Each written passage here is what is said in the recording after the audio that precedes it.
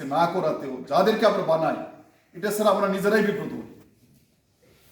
এখন জেলা শিক্ষা অফিসার তিনিও ফোন করলেন যে স্যার আপনাদের তথ্যগুলো এবার একটু দয়া করে দেন, না দিলে আমরা যাদের দিয়ে আমরা নিজেরাও সমালোচনার মুখে পড়ি। যার ফলে আমরা তথ্যগুলো আবার কয়েকজন শিক্ষক বনোয়ার সহ ইমরান সহ তারা সরবরাহ করেছিল, এবং তাদের প্রতি আমি কৃতজ্ঞতা জ্ঞাপন করছি। এবং আসলে তো এটা পাঠাইছে বিদায় যে হয়েছে তা তো না, আমরা সেটা ডিজার্ভ করি। আমাদের যে মানে ইন্ডিকেটরসগুলো আছে, আমাদের শিক্ষার রেজাল্ট, শিক্ষকের কোয়ালিটি, শিক্ষকের ডিগ্রি, তারপরে ছাত্র সংখ্যা, তারপরে তারা পাশ করে কোথায় কি করতেছে, এটারও একটা কি পরিমাণ শিক্ষার্থী পাশ করতেছে এবং পাশ করার পরে তারা কোথায় কি করতেছে এই ধরনের তথ্য দিতে হয়।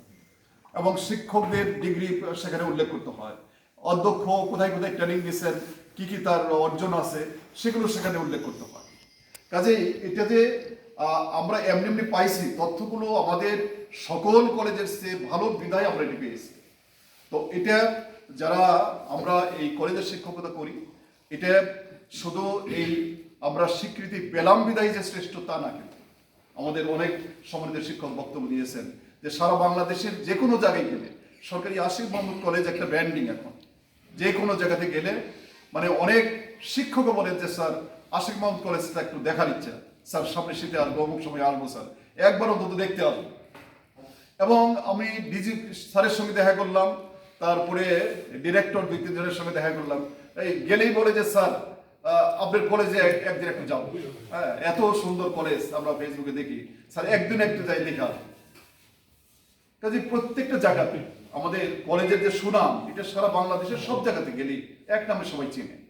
কাজে এটা অর্জনটা তো একদিনে হয়নি, আমাদের ধারাবাহিক যে উন্নয়ন, এই উন্নয়নের প্রেক্ষিতে আমাদের সকলের সম্মিলিত প্রচেষ্টার পরে আশিক মাহমুদ কলেজ আজকে সারা বাংলাদেশের একটা মানে সুপরিচিত এবং একটা খ্যাতি সুখ্যাতি অর্জন করেছে।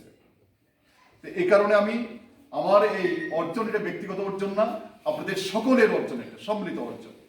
এবং এই যে আমরা স্বীকৃতি পেলাম, এই স্বীকৃতি পাওয়ার পরে এটা তো সোশ্যাল মিডিয়াতেও গিয়েছে, পত্রিকায় আসছে। এখন আমাদের দায়িত্ব কিন্তু আগে যতটুকু আমরা পালন করলাম, এই দায়িত্বের পরিমাণও কিন্তু আমাদের বেড়ে গেল। আমি হয়তো আল্লাহ যদি বেঁচে রাখেন, বাঁচাই রাখেন, আর যদি এই পদে থাকি, হয়তো আমার 9 মাস আর চাকরি আছে। 9 মাস থেকে একদিন চলে গেল, আজকে 8 মাস 29 দিন চাকরি আছে। তো আমার চাকরি হয়তো তাড়াতাড়ি শেষ হয়ে যাবে। তা আমি সকলের কাছে আমি আন্তরিকভাবে সহযোগিতা চাবো যে এই কলেজটা আমাদের সকলের, আমাদের সুনাম, আমাদের মানে ভালো লাগার জায়গা কিন্তু সরকারি আশিক মাহমুদ কলেজ। যতদিন আছি ততদিন, এবং যখন চলে যাবো এই কলেজ থেকে, তখনও কিন্তু এটার ভালো লাগা আমাদের ভালো লাগবে, এটার মানে কোনো অর্জন আমাদের ভালো লাগবে, এর কোনো যদি মানে এই অর্জন থেকে বিপর্যয় ঘটে সেটাও আমাদের খারাপ লাগবে। কাজে এটা আমাদের একটা পরিচয়ের সঙ্গে, আমাদের অস্তিত্বের সঙ্গে সরকারি আশিক মাহমুদ কলেজ কিন্তু যুক্ত হয়ে গেছে।